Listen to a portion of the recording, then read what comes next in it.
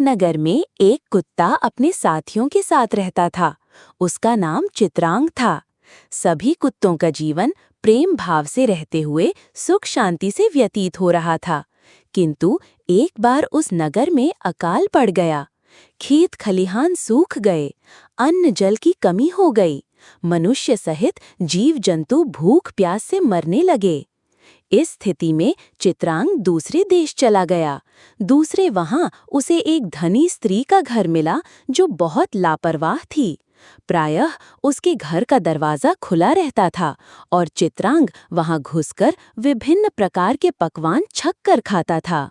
भोजन की उसे वहां कोई समस्या नहीं थी, किंतु जब भी वो भोजन करके उस घर से बाहर निकलता तो गली के अन्य कुत्ते ईर्ष्यावश उस पर हमला कर देते और अपने नुकीले दांतों से उसे घायल कर देते।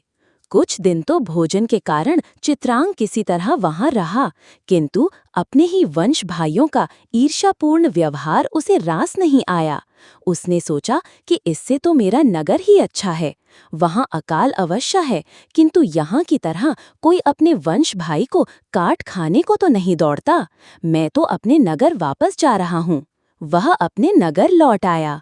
उसके आने की सूचना मिलते ही उसके भाई बंधु उससे मिलने पहुंच गए।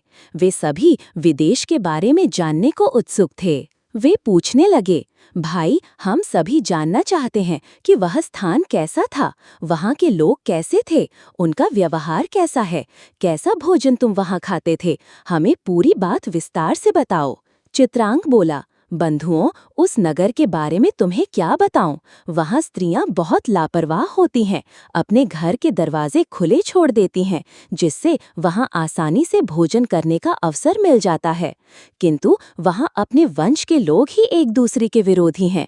वहाँ कोई मिलजुल कर नहीं रहता, इसलिए मैं वापस